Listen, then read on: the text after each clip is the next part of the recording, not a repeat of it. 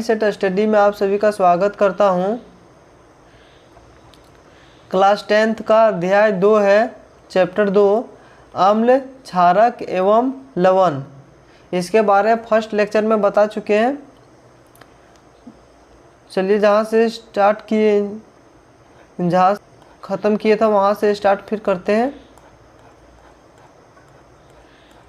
इधर सब बता चुके हैं। नहीं देखें वीडियो तो एक बार शुरू से अंत तक ज़रूर वीडियो देख लें तो अच्छा से समझ में आएगा। यहाँ तक बता दिए थे, यहाँ से स्टार्ट करेंगे।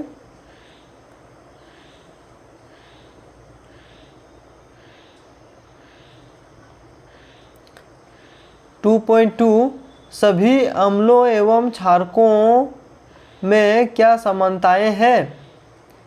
अनुभव 2.1 में हमने देखा कि सभी अम्लों में समान रासायनिक गुणधर्म होते हैं। हम लोग जो 2.1 अभिक्रिया किए थे, क्रियाकलाप, उसमें हम लोग देखे कि समान रासायनिक गुणधर्म होते हैं। गुणधर्मों में समानताएं क्यों होती है? गुणधर्मों में समानताएं क्यों होता है? हमने क्रियाकलाप 2.3 में देखा कि धातु के साथ अभिक्रिया करने पर सभी अम्ल हाइड्रोजन गैस उत्पन्न करते हैं। जितने भी हम लोग 2.3 में अभिक्रिया करके देखे हैं, उसमें अम्लों और हाइड्रोजन गैस के साथ अभिक्रिया करें तो इसमें पता चलता है कि सभी अम्लों में हाइड्रोजन होता है। जितने भी अम्ल होता है सब में हाइड्रोजन होता है। आइए एक क्रियाकलाप के माध्यम से हम जांच करें कि क्या हाइड्रोजन युक्त सभी यौगिक अम्लीय होते हैं। चलिए एगो हम लोग क्रियाकलाप करेंगे, उससे पता चलेगा कि हाइड्रोजन युक्त सभी यौगिक अम्लीय होते हैं क्या नहीं। सो चेक करेंगे।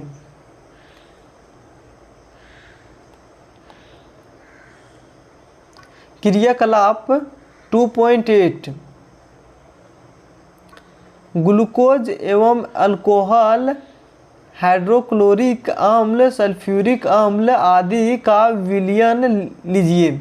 मतलब जितना भी ग्लूकोज, अल्कोहलिक अम्ल, सल्फ्यूरिक अम्ल आदि का सबका विलयन, मतलब सबका इन लोग का घोल लेना है। ठीक है।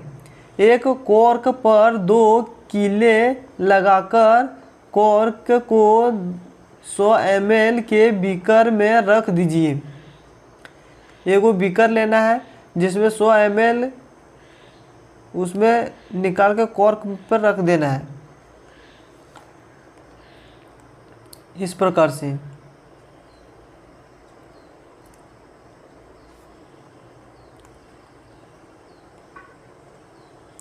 चित्र 2.3 के अनुसार किलों को 6 वोल्ट की एक बैटरी के दोनों टर्मिनलों के साथ एक बल्ब तथा स्विच के माध्यम से जोड़ दीजिए, जैसे में इस प्रकार दिखाया है।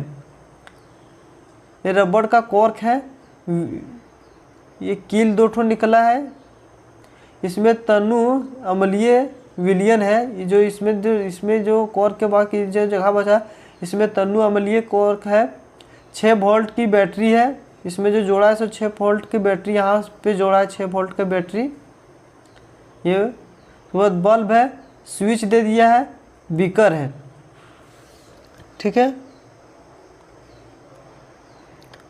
अब बीकर में थोड़ा तनु HCl डालकर विद्युत धारा प्रवाहित कीजिए।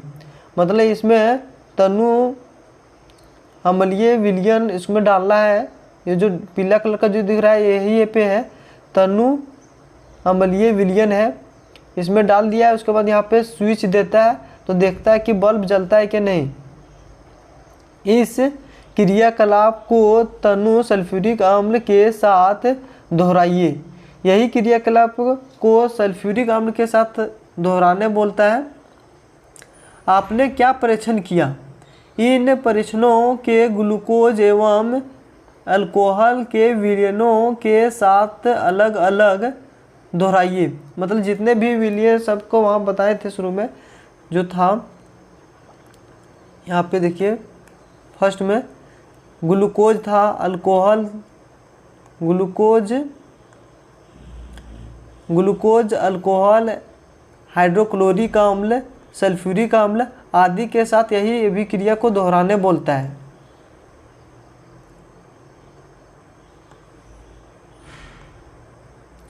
ठीक है, आपने क्या परीक्षण किया? सब विषयों को दोहराने के बाद क्या आपको कुछ अलग कुछ लगा? इन परीक्षणों को ग्लूकोज एवं अल्कोहल के विलयनों के साथ अलग अलग दोहराइए। अब आपने क्या परीक्षण किया? बल्ब क्या प्रत्येक स्थिति में जलता है? पूछता है कि इस प्रकार सब विलयन जितना था ग्लूकोज, अल्कोहल, एल्कोहाइड, हैराइड, सब में इसमें इस प्रकार दोहराने के बाद क्या सब में बल्ब जलता है? ये चेक कर बोलता है। जल में अम्ल का विलयन विद्युत चालन करता है। तो जल में विद्युत विलयन का जो है सो चालन करता है।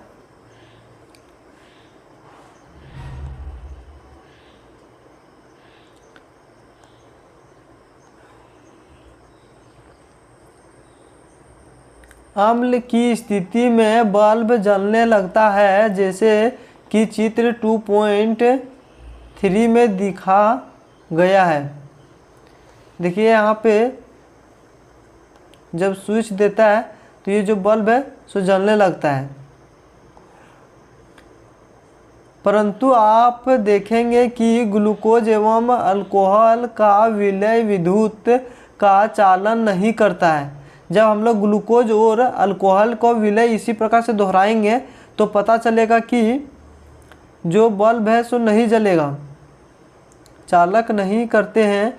बल्ब के जलने से यह पता चलता है कि विलय में विद्युत का प्रवाह हो रहा है। बल्ब जल रहा है, इसका मतलब ये है कि इसमें से करंट प्रवाहित, इधर से इधर करंट आ रहा है, इधर से करंट प्रवाहित हो रहा है।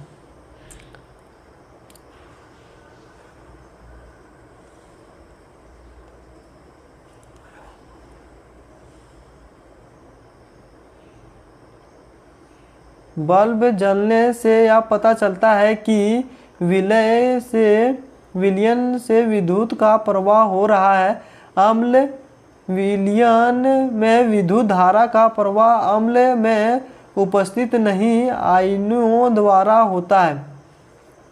जो अम्लीय विलयन है उसमें विद्युत धारा का जो प्रवाह है अम्लीय में उपस्थित आयनों के द्वारा प्रवाहित होता है, आयनों के द्वारा प्रवाहित होता है। आयनों ध्यान H+ तथा ऋण जैसे HCl में Cl, HNO3 में ON3, CH3 COOH में CH3 COCOO H2SO4 में SO4 होते हैं। चूँकि अम्ल में उपस्थित धन आयन H+ है, ये जितना है इसमें सब में H+ आयन है। इसमें ज्ञात होता है कि अम्लीय विलयन में हाइड्रोजन आयन H+ उत्पन्न करता है तथा इस कारण उनका गुणधर्म अम्लीय होता है। ये जितना भी है उसमें सब में H+, देखिए यहाँ पर दिए हुआ है, सब में H+ है। इसके कारण अम्लीय गुणधर्म होता है। सोडियम हाइड्रोक्साइड, कैल्शियम हाइड्रोक्साइड आदि जैसे क्षारकों का उपयोग करके इस क्रियाकलाप को दोहराइए। इस क्रियाकलाप के परिणामों को आप क्या निष्कर्ष निकाल सकते हैं? मतलब इसमें सोडियम क्लोराइड और कैल्शियम हाइड्रोक्साइड के साथ दोहराने बोलता है और इसके अभिक्रिया के बाद क्या निकलेगा उसको परिणाम को दोहराइए।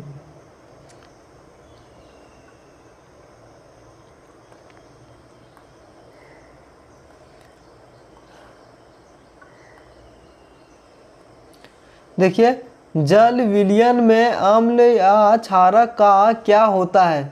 जब जलीय विलयन में अम्ल और क्षारक को दोनों के साथ डालते हैं तो क्या होता है? क्या अम्लीय केवल जलीय विलयन में ही आयन उत्पन्न करते हैं?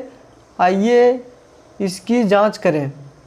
हम लोग देखेंगे क्या अम्लीय विलयन है जो है सो सिर्फ जलीय विलयन में ही उत्पन्न करते हैं। तो चेक करेंगे वो क्रियाकलाप के माध्यम से। क्रियाकलाप 2.9 एक स्वच्छ में शुष्क प्रखनली में सूखा प्रखनली में लगभग 1 ग्राम ठोस NaCl लीजिए तथा चित्र 2.4 में के अनुसार उपकरण व्यवस्थित कीजिए। मतलब 2.4 जो है यहाँ पे ये वाला, इसके जैसा सभी सामान को व्यवस्था करने बोलता है, तब क्रियाकलाप कर पाएंगे अन्यथा नहीं कर पाएंगे। परखनली में कुछ मात्रा में संदर्भ सल्फ्यूरिक अम्ल डालिए। जैसे मैं यहाँ पे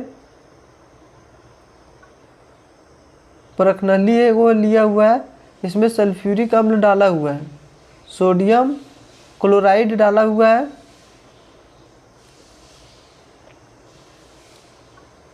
आपने क्या परीक्षण किया? क्या निकासी नली से कोई गैस बाहर आ रही है? क्या जो निकास नली है, जिसमें ये वाला निकास नली दिया हुआ है, इसमें परखनली पकड़ने वाला चिमटा भी लेना है और इसमें सल्फ्यूरिक अम्ल डाला है, सोडियम हाइड्रोक्साइड इसमें इस प्रकार से डालता है। परखनली पकड़ने वाला चिमटा भी लेना है, एक ठो आर्द्र लिटमस पत्र, एगो आर्द्र लिटमस पत्र निकल रहा है और निकासी नली कॉर्क के यहाँ पे लिटमस पत्र को देखना है किस प्रकार का होता है। सो कैल्शियम क्लोराइड वाली संरक्षण नली, कैल्शियम क्लोराइड का संरक्षण नली है। HCl गैस का निर्माण, HCl गैस का निर्माण कैसे होता है? इसी प्रक्रिया से होता है। इस प्रकार उत्तेजित गैस की सूखे तथा नम्न नीले लिटमस पत्र द्वारा जांच कीजिए। किस स्थिति में लिटमस पत्र का रंग परिवर्तित होता है?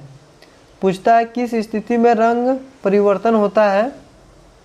उपरोक्त क्रियाकलाप के आधार पर आप निम्न के अम्लीय गुण के बारे में क्या निष्कर्ष निकाल सकते हैं? पॉइंट 1 में शुष्क HCl गैस और HCl विलयन। अध्यापकों के लिए निष्कर्ष: यदि जलवायु अत्यधिक आर्द्र हो तो गैस को शुष्क करने के लिए आपको कैल्शियम क्लोराइड वाली शुष्क नली से गैस प्रवाहित करना होगा। यदि इसमें ज़्यादा दे देंगे कैल्शियम क्लोराइड को ज़्यादा डाल देंगे तो इसमें प्रवाहित करके इसमें कैल्शियम वाली शुष्क नली से गैस को प्रवाहित करना होगा, तभी क्रियाकलाप होगा।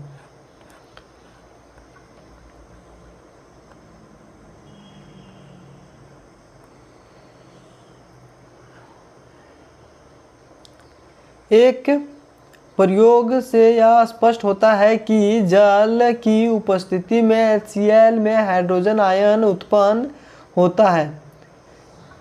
जल की अनुपस्थिति में HCl गुणधर्म H+ आयन पृथक नहीं हो सकता है। जैसे में HCl है प्लस H2O तो H3O और प्लस Cl निकलेगा।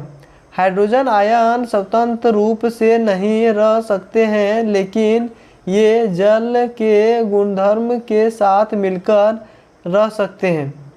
हाइड्रोजन जो है सो अकेले में नहीं रह सकता है ये, लेकिन जब दो यौगिक रहेगा तो उसके साथ मिलकर रह सकता है। इसलिए हाइड्रोजन आयन को सदैव H प्लस या H3O+ से दर्शाना चाहिए। जब भी हम लोग हाइड्रोजन को दर्शाएंगे तो H+ के रूप में दर्शाएंगे, चाहे H3O+ में। H+ + H2O = H3+O। हमने देखा कि अम्ल जल में H3O+ अथवा H+ आयन प्रदान करता है। आइए देखें कि किसी क्षारक को जल में घोलने पर क्या होता है। अम्ल के पास देखें, अब क्षारक के पास देखते हैं कि घोल डालेंगे तो इसको क्या होगा।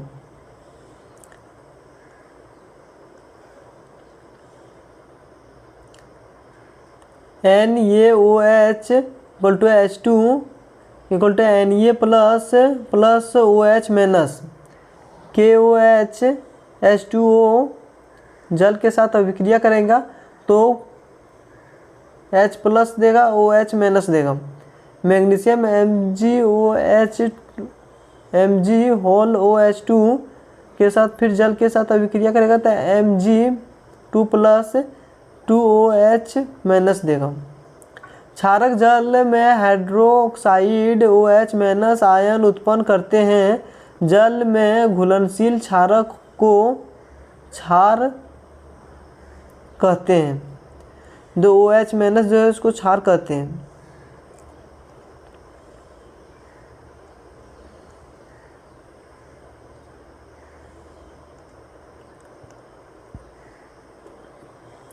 क्या आप जानते हैं सभी क्षारक जल में घुलनशील नहीं होते हैं? जितने भी क्षारक है जल में सब घुलनशील नहीं होते हैं। जल में घुलनशील क्षारक को क्षार कहते हैं। जो जल में घुल जाएगा उसको क्षार कहते हैं। इनका सौपन साबुन की तरह स्वाद कड़वा होता है। जब हम लोग साबुन को थोड़ा सा जीभ में लेके देखेंगे तो कड़वा साबुन होगा। कभी कभी आँख में करू लगने लगता है, देखते हैं पूरा फैन लगाते तब। तथा प्राकृतिक संरक्षण होती है। इनमें कभी भी चूना या चखना नहीं चाहिए। इन्हें कभी भी चूना या चखना नहीं चाहिए क्योंकि ये हानिकारक होते हैं। सारणी 2.1 में कौन से क्षारक क्षार है? जो 2 पॉइंट क्रियाकलाप किए थे उसमें से कौन क्षार है, कौन क्षारक है, सो पूछ रहा है। अब तक हम जान चुके हैं कि अम्ल H+ दे तथा सभी क्षारक OH- उत्पन्न करते हैं। अतः अब हम उदासीनीकरण अभिक्रिया को निम्नलिखित रूप में व्यक्त कर सकते हैं। जो है अब हम लोग को जान चुके हैं कि अम्ल जो रहेगा वो H+ देगा और क्षार रहेगा वो OH- देगा। जैसे में अम्ल प्लस क्षारक = लवण प्लस जल बनता है। जैसे में HX + M = OH अभिक्रिया करा तो HXHOH बना। H+ OH- तो H2O जल बना। आइए देखें कि अम्ल या क्षारक में जल मिलाने पर क्या होता है। अम्ल और क्षारक दोनों को मिलाएंगे तो क्या होगा, सो देखते हैं क्रियाकलाप 2.10 में।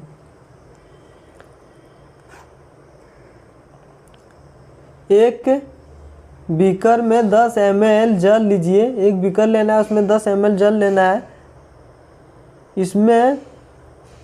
इसमें कुछ बूंदें सांद्र सल्फ्यूरिक अम्ल H2SO4 की डालकर बीकर धीरे धीरे घुमाइए। उसमें सल्फ्यूरिक अम्ल डाल देना है। उसको बीकर को इस तरह घुमाना है।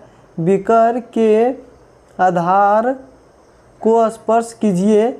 क्या तापमान में कोई परिवर्तन आया? यह प्रक्रिया का सूक्ष्मक्षेपी अथवा ऊष्माक्षेपी है। यह जो प्रक्रिया जो है ऊष्माक्षेपी अथवा ऊष्माशोषी है। उपयुक्त क्रियाकलाप को सोडियम हाइड्रोक्साइड के साथ दोहराइए एवं अपने परीक्षण को लिखिए। इसको सोडियम हाइड्रोक्साइड के साथ इसी प्रकार से करने बोलता है। संदर्भ चित्र 2.5 इस प्रकार से। संदर्भ जल सांद्र अम्ल तथा क्षारक वाले बर्तनों में लगे चेतावनी को चिन्हें। इसको चेतावनी मतलब अकेले में नहीं करना है। जल में अम्ल क्षारक जल में अम्ल या क्षारक के घुलनशील की प्रक्रिया अत्यंत ऊष्माक्षेपी होती है। जल में संदर्भ नाइट्रिक अम्ल या सल्फ्यूरिक अम्ल को मिलाते समय अत्यधिक सावधानी रखनी चाहिए। जब सल्फ्यूरिक अम्ल को हम लोग जब मिलाएंगे उसमें अत्यधिक सावधानी रखना चाहिए, नहीं रखेंगे तो हाथ जलने की चांस है। अम्ल को सदैव धीरे धीरे तथा जल को लगातार हिलाते हुए जल में मिलाना चाहिए। धीरे धीरे उसको हिलाकर मिलाना चाहिए। संदर्भ अम्ल में जल मिलाने पर उत्पन्न हुई ऊष्मा के कारण मिश्रण से अस्पष्ट होकर बाहर आ सकता है। मतलब जोर से हम लोग जब हिला देंगे तो उसका जो अम्ल है सल्फ्यूरिक वो बाहर आ जाएगा तथा आप जल सकते हैं। बाहर कसो निकल जाएगा, हाथ में पड़ जाएगा तो जल जाएंगे, इसलिए उसको आराम से हिलाना है। साथ ही अत्यधिक सावधानी ताप के कारण प्रयोग में उपयोग किया जा रहा कांच का पात्र भी टूट सकता है। संदर्भ सल्फ्यूरिक अम्ल के कोन डिब्बा तथा सोडियम हाइड्रोक्साइड को बोतल पर चेतावनी के चित्र 2.5 में प्रदर्शित पर ध्यान दीजिए। चित्र 2.5 पर है, इस पर ध्यान देकर जिस तरह बताया गया है 2.5 में इस प्रकार से करना है। अच्छा से हाथ धो लेना है करने के बाद। अम्ल में जल या क्षारक मिलाने पर आयन की सांद्रता H3O+ OH- में प्रति इकाई आयन में कमी हो जाती है। इस प्रक्रिया को तनुकरण कहते हैं एवं अम्ल या क्षारक अनुकृत होते हैं। हम जो क्षारक है दोनों मिल जाते हैं तो अनुकृत होते हैं। इस प्रक्रिया को अनुकृत कहते हैं।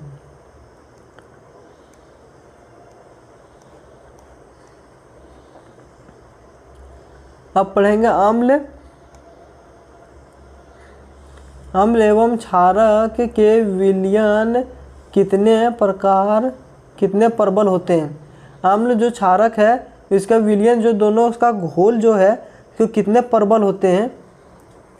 हम जानते हैं कि अम्ल क्षारक के सूचक का उपयोग करके अम्ल एवं क्षारक में अत्यंत प्रदर्शित क्रिया किया जा सकता है। पिछले अध्याय में हमने H+ अथवा OH आयन के विलयनों की सांद्रता को कम होता तथा तनुकरण के बारे में पढ़ा था। क्या आप किसी विलयन में उपयोग आयनों की संख्या जान सकते हैं?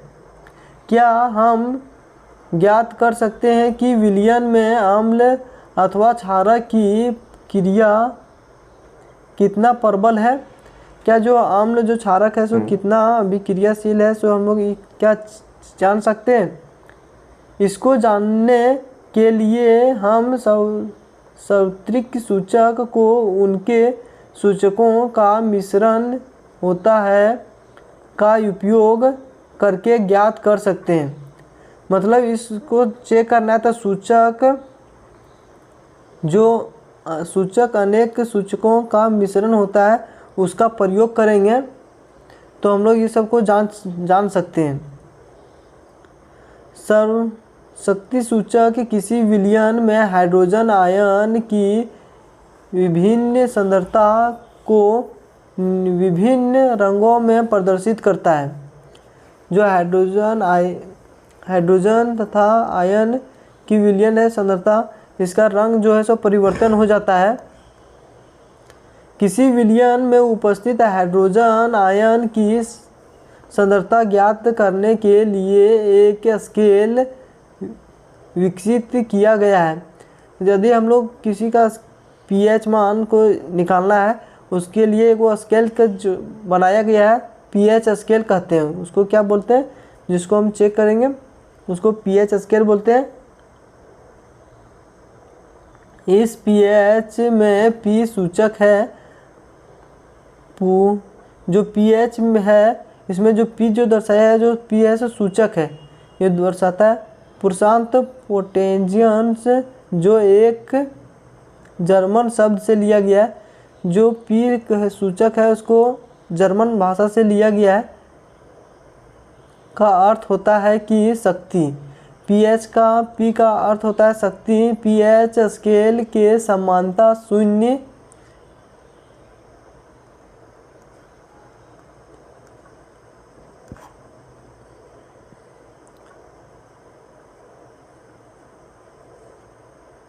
सूचक जो जर्मन शब्द से लिया गया है इसका अर्थ होता है शक्ति। इस pH स्केल के सामान्य 0 अत्यधिकता में सूचक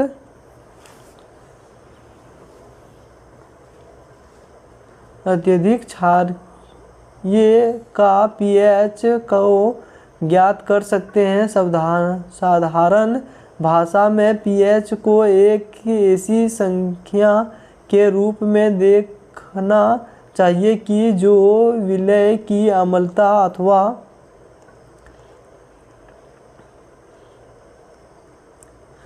क्षारीयता को दर्शाता है।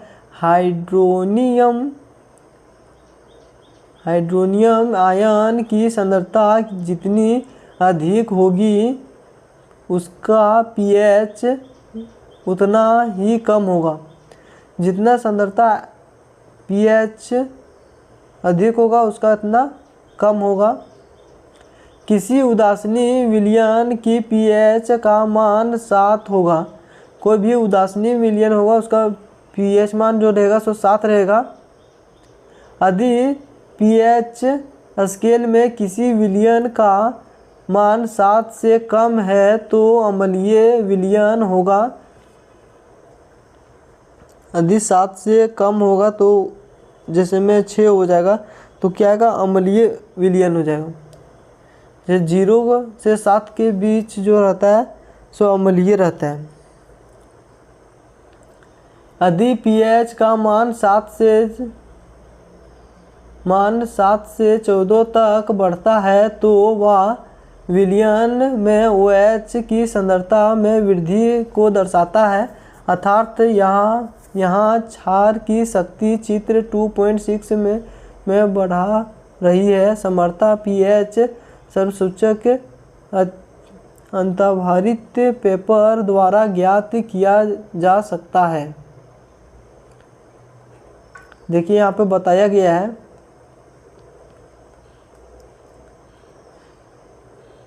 जब 7 रहेगा तो उदासीन रहेगा। यहाँ पे देखिए, और बढ़ती अम्लीय विलयन की प्राकृतिक, ये जो नीला कलर से दिखाया गया है ये बढ़ती हुई अम्लीय प्राकृतिक है। देखिए 7 से इधर बढ़ रहा है तो अम्लीय है। H+ की सांद्रता वृद्धि हो रही है, H+ सांद्रता की वृद्धि हो रही है इधर। H+ आयन की सांद्रता में कमी आ रही है। देखिए इधर कम हो रहा है H+। बढ़ती हुई क्षारीय प्राकृतिक, देखिए इधर बढ़ती हुई क्षारकीय OH जो है सो इधर से बढ़ रहा है। जब इधर बढ़ रहा है पूरा तो इधर क्षारकीय अम्लीय विलयन इसका इधर बढ़ रहा है, इसका देखिए इधर जो बढ़ रहा है पूरा ये क्या है, वो H- है। और ये वाला जो दिखाया है ये क्या है, H+ है, पूरा यहाँ तक बढ़ा है। अरे उदासीनी साथ में रहता है। H+ एवं OH- की सांद्रता परिवर्तन के साथ pH की विभिन्नता।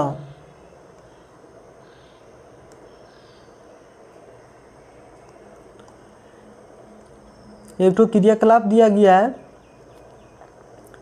क्रियाकलाप 2.11 दी गई सारणी 2.2 में विलयन के pH मानों की जांच कीजिए। अपने प्रश्नों को लिखिए। आपके प्रश्नों के आधार पर प्राकृतिक पदार्थ की प्रकृति क्या है, ये वो सारणी दिया हुआ है। इसमें देखिए आप क्रमशः संख्या, लार, खाना खाने के पहले विलयन में pH का रंग किस प्रकार रहता है, लगभग pH का मान क्या है, पदार्थ की प्रकृति क्या है, से सबको इसमें सारणी में भरने बोलता है। तो इसको भरेंगे।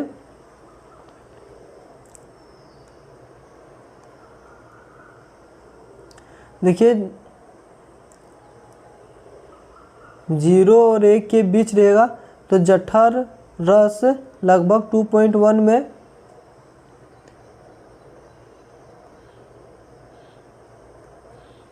और नींबू का रस लगभग 2.2 होता है।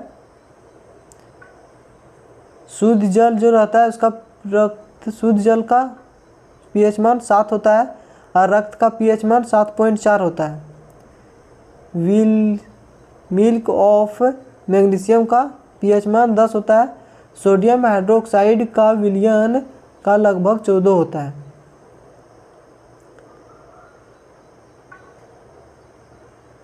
टू 2.7 में कुछ सामान्य पदार्थों के pH को pH पत्र दिखाया गया है।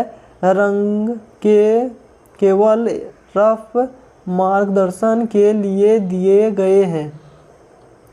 ये मार्गदर्शन के लिए दिखाया गया है।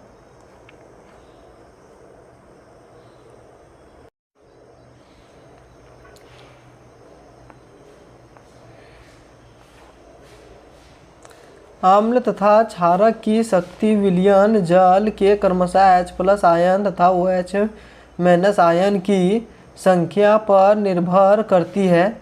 जब H+ आयन और OH- आयन की संख्या पर निर्भर करता है कि H+ वो अम्लीय होगा कि क्षारीय। यदि हम समांतरता में के हाइड्रोक्लोरिक अम्ल तथा एसिटिक अम्ल जैसे एक मोल विलयन लेते हैं तो यह विभिन्न मात्रा में हाइड्रोजन आयन उत्पन्न करेगा।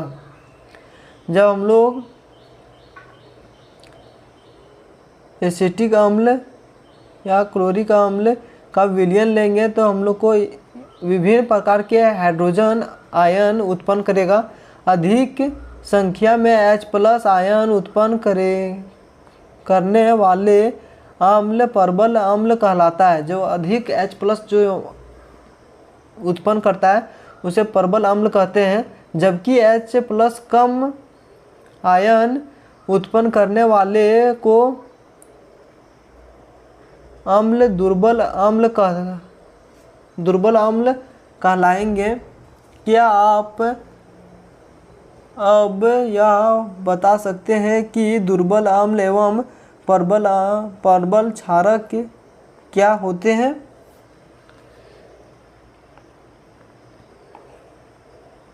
क्या बता सकते हैं? तो देखिए दैनिक जीवन में pH का महत्व। दैनिक जीवन में pH का महत्व क्या है? क्या पौधे एवं पशु pH के प्रति संवेदनशील होते हैं? हमारा शरीर 7.0 से 7.8 pH पारा के बीच कार्य करता है। हमारा जो शरीर है 0.7 से 7.8 के बीच कार्य करता है। जीवित प्राणी केवल संकृत पीएच पारस परिसर में ही जीवित रह सकते हैं। वर्षा के जल का पीएच मान जब 5.6 से कम हो जाता है तो वह अम्लीय वर्षा कहलाती है। जब 5.6 से कम हो जाता है तो अम्लीय वर्षा कहलाएगा। अम्लीय वर्षा का जल जब नदी में प्रवाहित होता है तो नदी के जल पीएच का मान कम हो जाता है। ऐसी नदी में अम्लीय जल जीव धारणाओं की उत्पत्ति कठिन हो जाते हैं। जो जब पीएच मान 5.6 से कम हो जाएगा तो जितना भी जीव है पानी में रहने वाला सब उसको को जीने के लिए जीने में बहुत प्रकार की कठिनाई होगी। जी अच्छा से नहीं पाएगा, उसमें सरवाइव नहीं कर पाएगा। क्या आप जानते हैं दूसरे ग्रहों में अम्ल पदार्थ शुक्र वेनस का वायुमंडलीय सल्फ्यूरिक अम्ल के मोटे सफेद एवं पीले बादलों से बना है। क्या आपको लगता है कि इस ग्रह पर जीवन संभव है? शुक्र में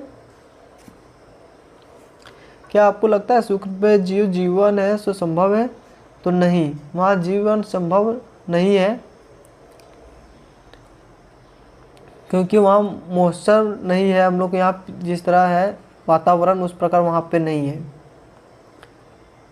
आपके बगीचे की मिट्टी का पीएच क्या है? आपका जो घर के आसपास जो ज़मीन है उसके बगीचे की मिट्टी का पीएच मान क्या है? अच्छी उपज के लिए पौधे को एक विशिष्ट पीएच परास की आवश्यकता होती है। किसी पौधे के अवस्था विकास के लिए आवश्यक पीएच को ज्ञात करने के लिए विभिन्न स्थानों से मिट्टी एकत्रित कीजिए। एक क्रियाकलाप 2.12 के अनुसार उनके पीएच का जांच कीजिए।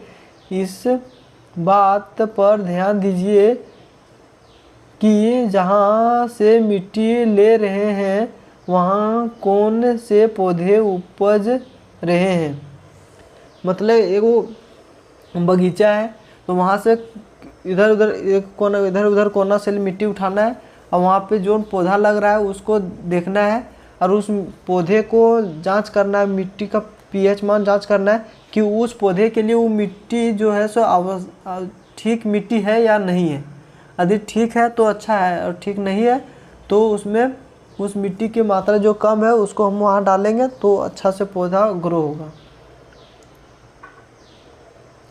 क्रियाकलाप 2.12 एक परखनली में लगभग 2 ग्राम मिट्टी रखिए एवं उसमें 5 ml जल मिलाइए। परखनली की समर्थता को हिलाइए, सामग्रियों को छानिए एवं परखनली में निश्चित एकत्रित कीजिए। सर्वाधिक सूचक की सहायता से इन संदर्भ के पीएच की जांच कीजिए। आप क्षेत्र के पौधे के युक्त विकास के लिए आदर्श मिट्टी के पीएच संबंध में आपने क्या निष्कर्ष निकाला?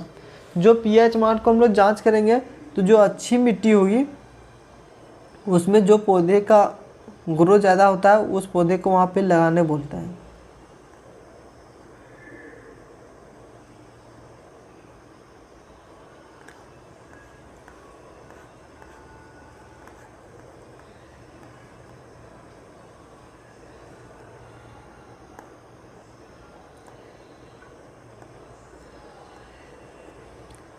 हमारे पाचन तंत्र का पीएच जो हमारा पाचन तंत्र होता है उसमें पीएच मान क्या होता है। यह अत्यंत रोचक है कि हमारा उदर हाइड्रोक्लोरिक अम्ल उत्पन्न करता है या उदर को हानि पहुँचाए बिना भोजन को पचाने में सहायता होता है। अपच की स्थिति में उदर अत्यधिक मात्रा में अम्ल उत्पन्न करता है। जब हम लोग खाना खाते हैं तो हाइड्रोक्लोरिक अम्ल पेट में जाता है, तो हाइड्रोक्लोरिक अम्ल के सहायता से हानिकारक जो भोजन रहता है उसको पचाने में अपच जो जब पचता नहीं है तो अत्यधिक मात्रा में अम्लीय उत्पन्न करता है, जिसके कारण उदर में दर्द एवं जलन का अनुभव होता है, जिसके कारण हम लोग को शरीर में जलने लगता है। इस दर्द से मुक्त होने के लिए एसिटिक जैसे क्षारकों का उपयोग किया जाता है। जैसे जब पूरा पेट में वोमिटिव जैसा लगने लगेगा तो उस टाइम हम लोग को क्षारक का उपयोग किया करते हैं। इस अध्याय के आरंभ में ऐसा ही एक उपचार आपने अवश्य सुझाया होगा। यह एसिटिक अम्ल था जो शुरू में बताया गया था। एसिटिक अम्ल जो कोई व्यक्ति का खाना नहीं पचता तो हम लोग कौन सा देते हैं, बेकिंग सोडा, एसिटिक अम्ल, ये सब चीज़ देते हैं कि अत्यधिक मात्रा में उदासीनी करता है। इस विलय magnesium oxide, milk of magnesium जैसे दुर्बल क्षारक का उपयोग किया जाता है तो पेट अच्छा हो जाएगा।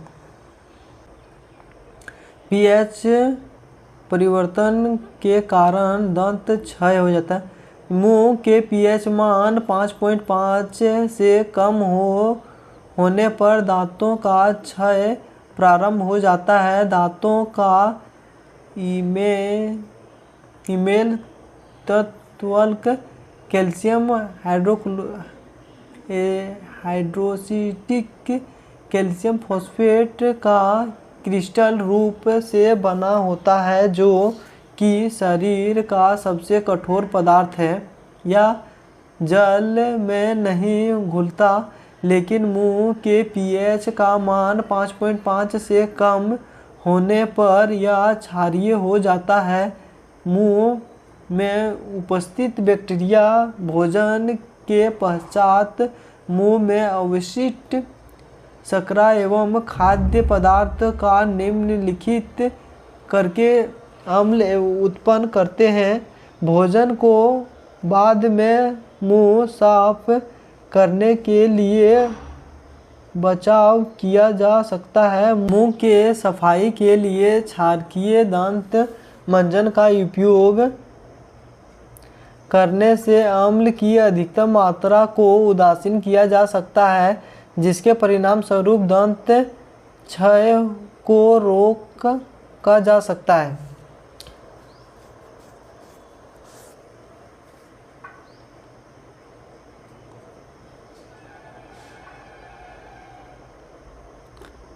पशुओं एवं पौधे द्वारा उत्पन्न रासायनिक से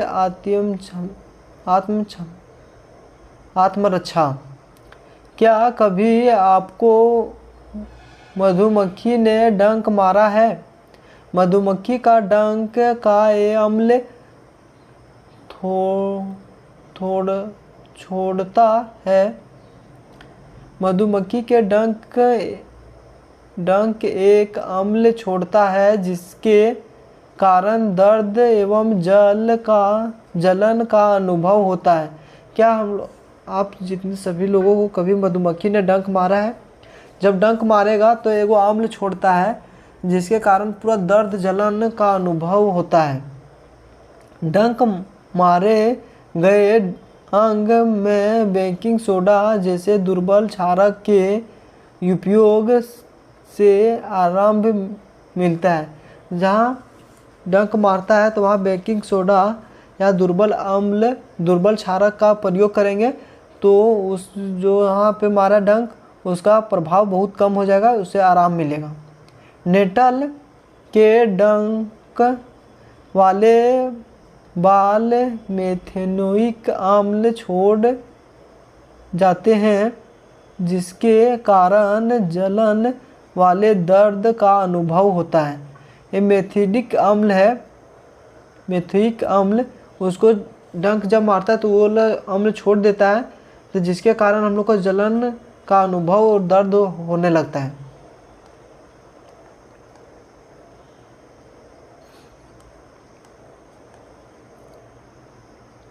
क्या आप जानते हैं प्राकृतिक उदासीनीकरण के विलय विकल्प देते हैं? नेटल एक सक्रिय पादप है जो जंगलों में उपजता है। इसके पत्ते के डंक अनुमान वाले होते हैं, जो अगर गलती से छू जाए तो डंक जैसे दर्द होता है। इन बालों में मेथेनोइक अम्ल का संदर्भ होने के कारण यह दर्द होता है। पारंपरिक तौर पर इसका इलाज डंक वाले स्थान पर डंक पौधे की पत्ता रगड़कर किया जाता है। एगो जंगल में एगो पौधा होता है जिसको छूने से पूरा मेथेनोइक अम्ल सर्वाधिक छोड़ता है, जिससे पूरा दर्द जलन जैसे अनुभव होने लगता है, पूरा जलने जैसे लगने लगता है। ये पौधे अत्यधिक तर नेटल के पास ही पैदा होते हैं। ये पौधा हमेशा नेटल जगह होता है वहीं पे जल्दी से उत्पन्न होता है, पैदा होता है। क्या आप डंक पौधे की प्रकृति का अनुमान लगा सकते हैं? क्या इस पौधे का डंक जो है सो अनुमान लगा सकते हैं? आप अब जान गए होंगे कि अगली बार पहाड़ों पर चढ़ते हुए गलती से नेटल पौधे के छू जाने पर आपको क्या करना होगा। जब नेटल पौधे को छू जाएंगे तो क्या करना होगा आप जान चुके होंगे। क्या आप ऐसे ही पारंपरिक इलाज जानते हैं जो डंक लगने पर प्रभावित हो सकता है?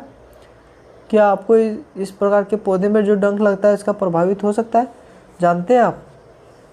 तो हाँ जानते हैं, क्योंकि इसमें डंक जब प्रभाव करता है तो इसको मेथेनोइक अम्ल छोड़ता है, तो इसको दूर हटाने के लिए क्षारीय अम्ल का प्रयोग करते हैं। सारणी 2.3 में कुछ प्राकृतिक अम्ल है जिसमें प्राकृतिक स्रोत सिरका में एसिटिक अम्ल है। ये एग्जाम के दृष्टि से भी आई है, इसको याद कर लीजिएगा पूरा शुरू से अंत तक, यहाँ से लेके यहाँ तक, बहुत इम्पोर्टेंट है। सिरका का एसिटिक अम्ल होता है प्राकृतिक स्रोत और अम्ल। संतरा का एसिटिक अम्ल, इमली का टर्ट्रिक अम्ल, टमाटर का ऑक्सैलिक अम्ल, खट्टा दूध में लैक्टिक अम्ल, नींबू में सर्टिक अम्ल, चींटी का डंक में मेथेनोइक अम्ल, नेटल का डंक में मेथेनोइक अम्ल। इसको पूरा याद कर लेना है, एग्जाम में पूछा जाएगा। ये प्रश्न को एक वीडियो पर लाएंगे, पूरा चैप्टर कंप्लीट होने के बाद उसमें पूरा प्रश्न करवा देंगे सबका। यदि वीडियो अच्छा लग रहा होगा तो लाइक करें, दोस्तों के साथ शेयर करें, चैनल को सब्सक्राइब करें। Thanks for watching video. जय हिंद, जय भारत।